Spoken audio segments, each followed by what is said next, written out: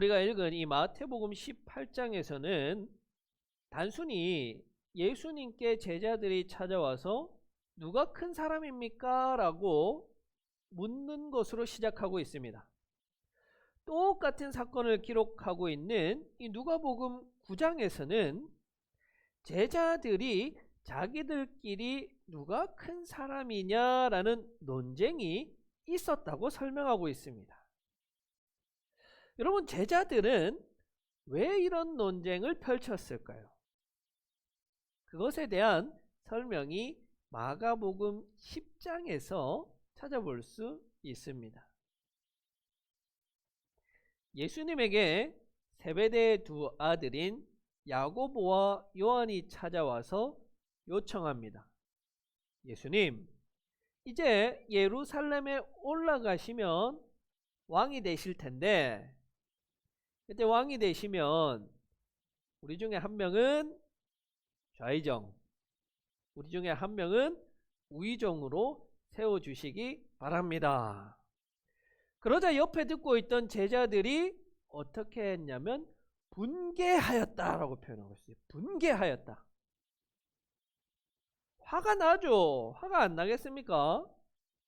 예수님의 수제자인 베드로도 지금 가만히 있는데, 요한이라고 하는 사람은 예수님이 특별히 사랑하는 제자다라고 기록하고 있는데, 지금 베드로도 가만히 있는데, 요한도 가만히 있는데, 어디 세베대의 아들인 야고보와 요한이 높은 자리를 달라고 하니 제자들 입장에서는 화가 나지 않겠습니까?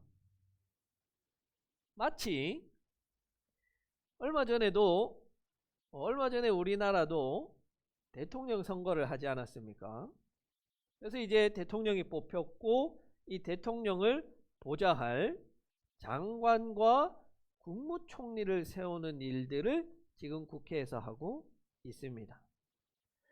이것들이 참 무난하게 잘 흘러가면 좋은데, 시끄러울 수밖에 없는 것이 이 대통령으로 세우고자 하는 사람이 너무 좋아서 자기가 아무것도 바라는 것이 없으니까 그저 이 사람만 대통령이 되면 좋겠다 하고 자기의 시간 투자하고 돈 투자하고 노력을 투자하는 그런 주위의 사람들만 있으면 좋겠지만, 그런 생각으로 돕는 사람이 몇이나 되겠습니까?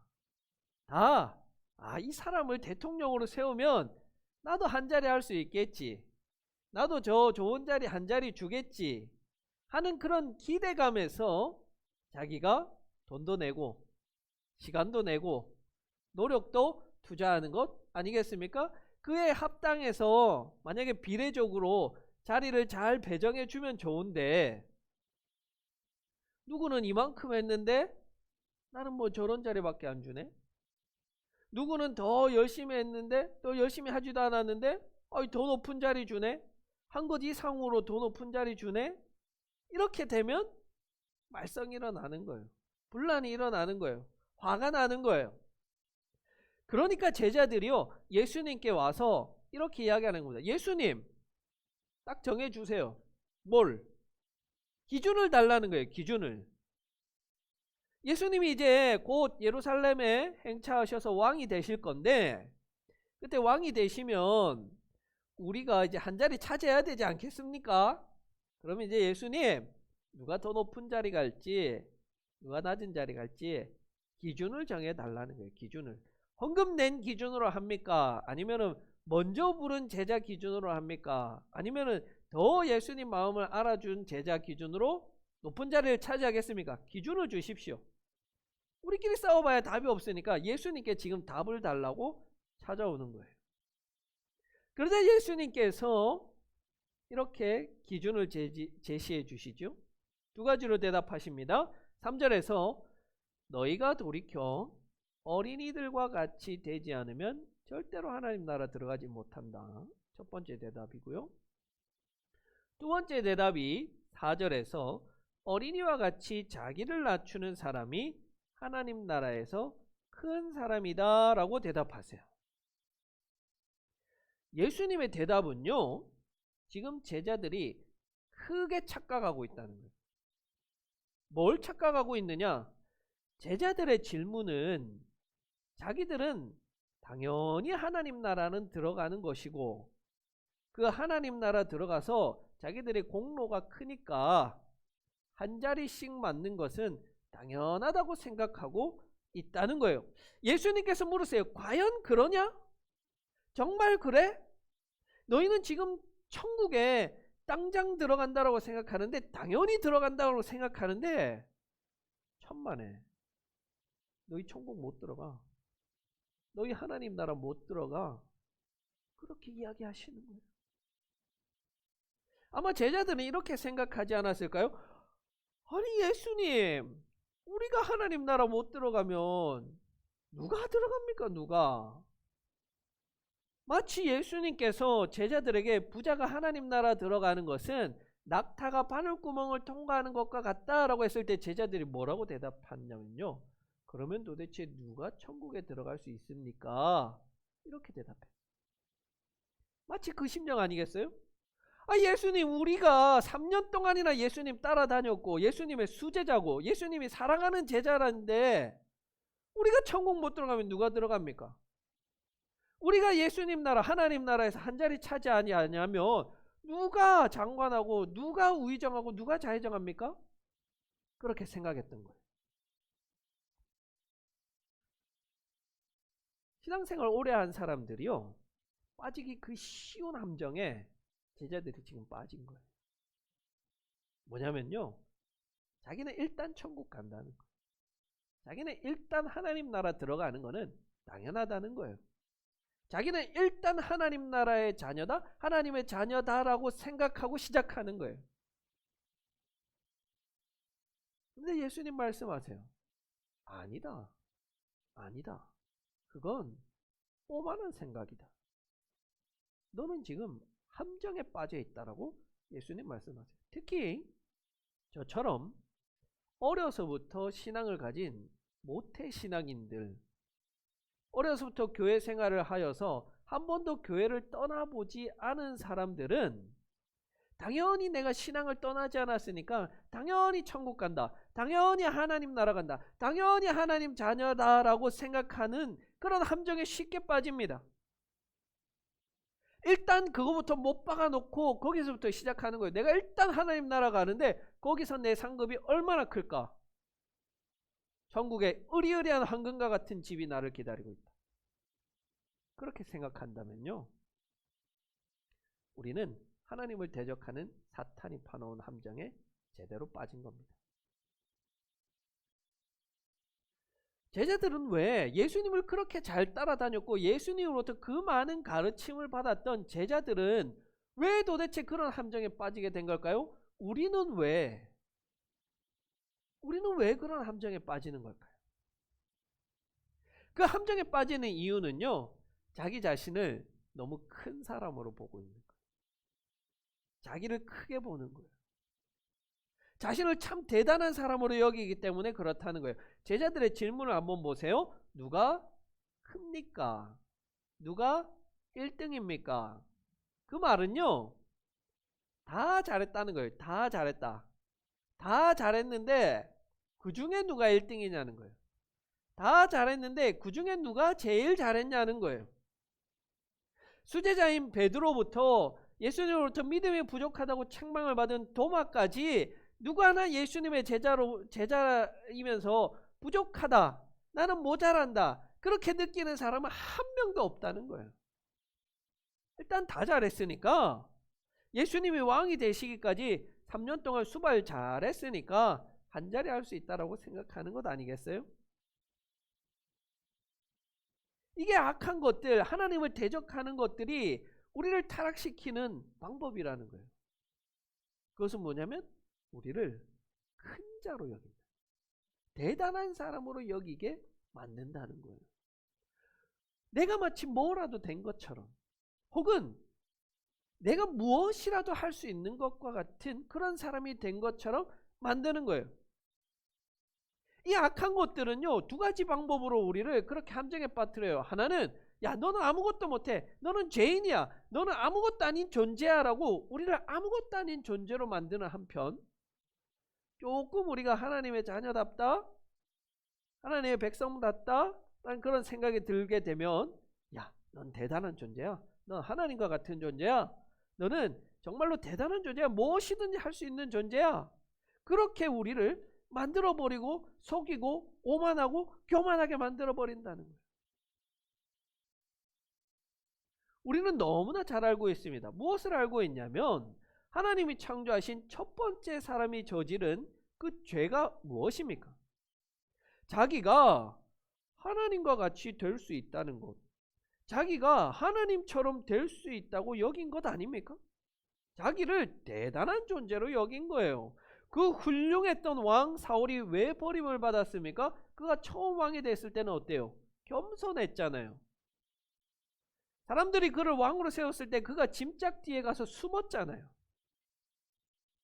키도 크고 잘생기고 인기가 있었지만 그것을 자기의 자랑으로 여기지 않았잖아요.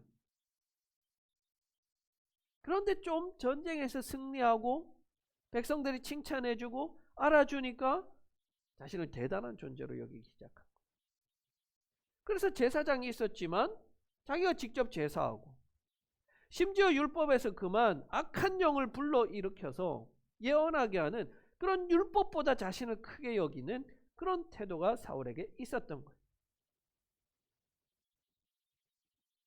여러분, 항상 우리는 이 설교를 통해서 참 우리는 은혜 받은 사람입니다. 우리는 하나님의 자녀입니다. 하나님의 사랑을 받는 존귀한 존재입니다. 맞아요. 맞는데요, 그것을 당연하게 여기고, 혹은 내가 그만한 가치가 있어서, 혹은 내가 그만한 공로가 있어서 그것을 받아 누린다고 생각하면요, 그건 큰 오산인 거예요. 아니요, 오만이고 교만인 거예요. 교회를 오래 다닌 사람들이 이런 생각하지 않아요? 내가 헌금을 얼마나 많이 했는데, 내가 기도를 이만큼이나 많이 했는데, 내가 교회에 얼마나 헌신을 했는데. 혹시라도 여러분이 그런 생각을 한 번이라도 가지고 있었다면 당장 회개하십시오. 그 생각을 바꾸지 않으면 어떤 일이 일어나면요, 여러분들이 구원에서 탈락될 수도 있어요. 아니, 그래도 내가 이만큼 했는데. 그 담대하던 사람 바울이 두려워했던 것이 한 가지 있습니다. 바울의 삶을 한번 보십시오. 옥에 갇혀도 무서움이 없고, 매를 맞아도 무서움이 없고, 심지어는요, 사람들이 돌로 칠 때도 두려움이 없던 사람이에요. 그 담대하던 사람이에요.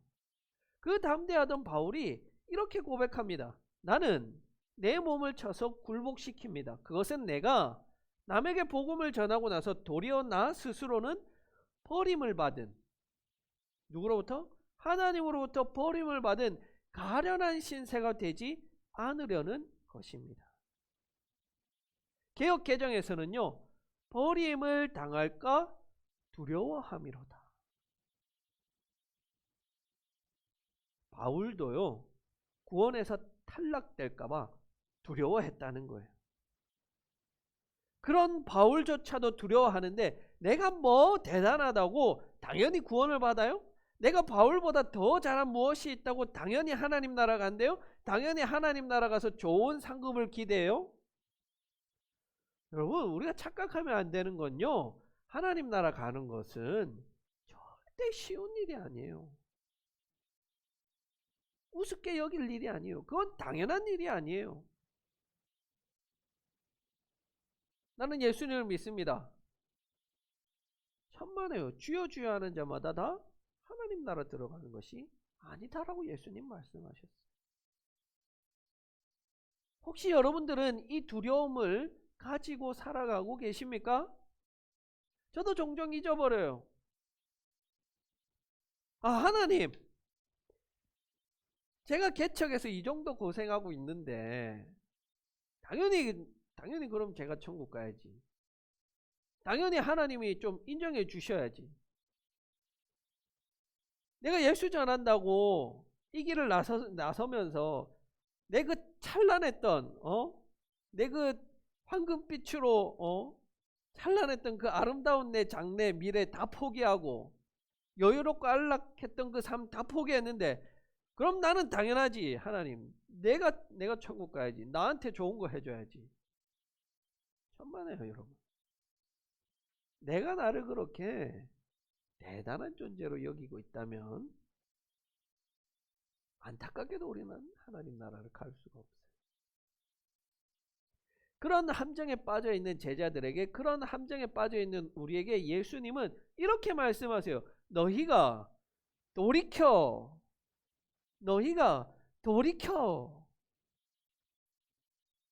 예수님을 3년이나 따라다녔던 제자들에게 지금 너희가 가는 방향에서 돌이키라는 거예요. 돌이키라는 것은요, 유턴하는 거예요. 유턴. 지금 잘못된 방향으로 가고 있으니까 반대 방향으로 가야 된다는 거예요. 누가?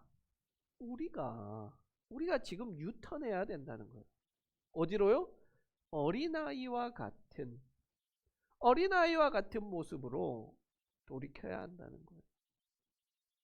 그러지 않으면 너희 구원에서 탈락될 수 있어. 예수님 경고하시는 거예요.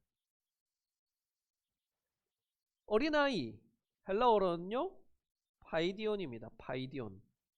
이 파이디온이라는 이 단어는요, 갓난쟁이, 바로 태어난 갓난쟁이부터 7살까지의 어린아이를 가리키는 겁니다.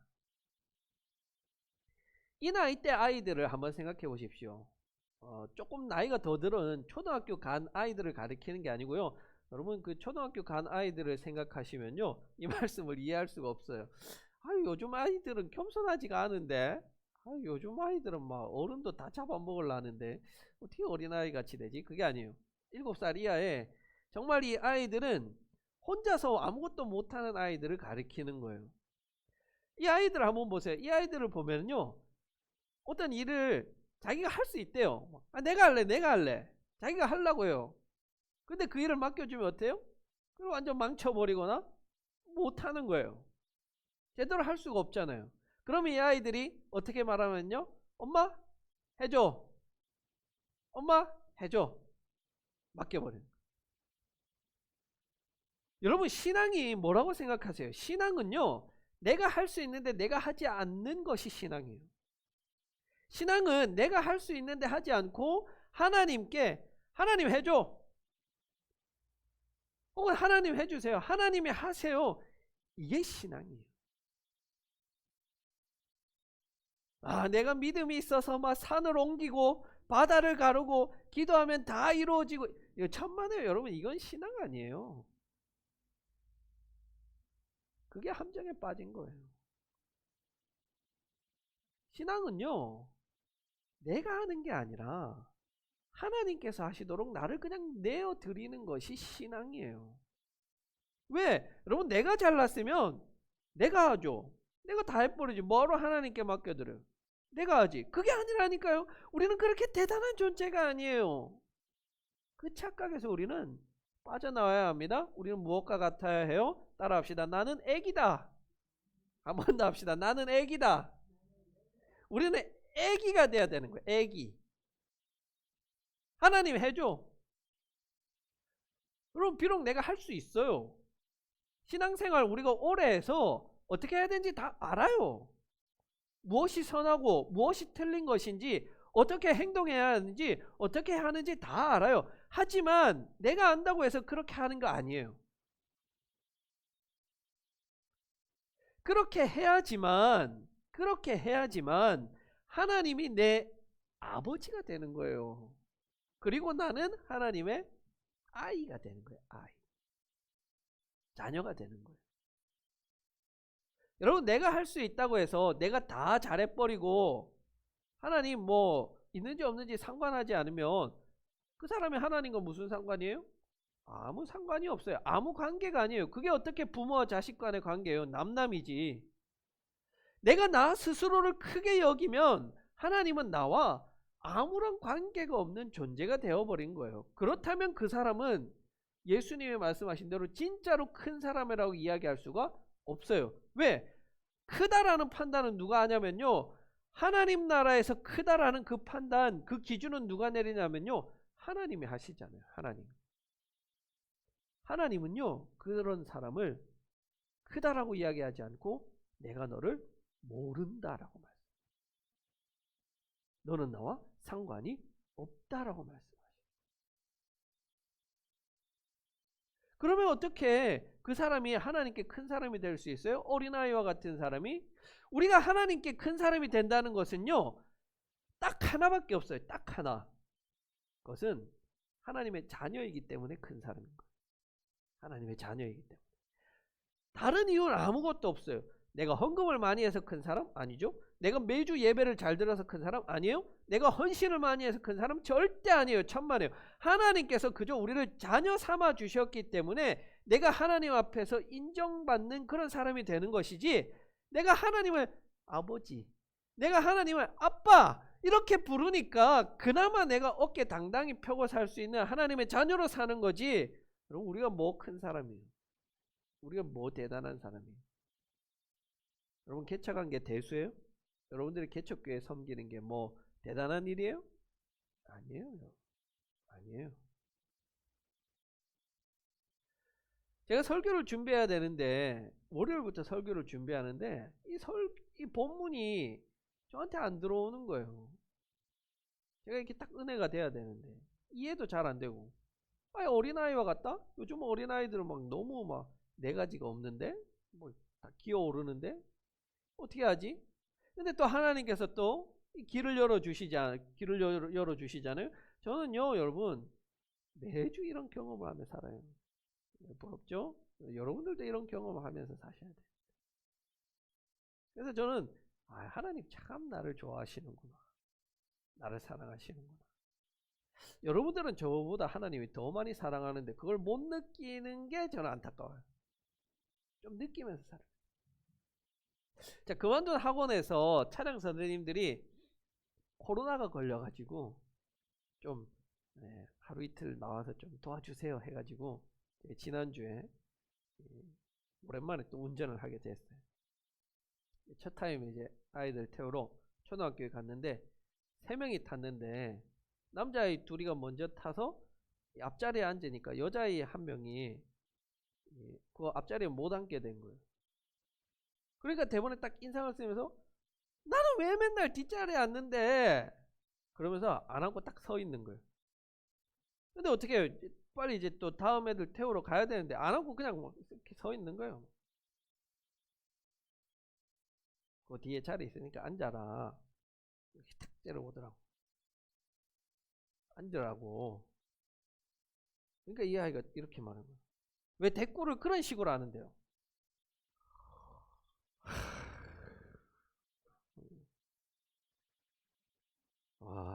어떻게 해요, 여러분?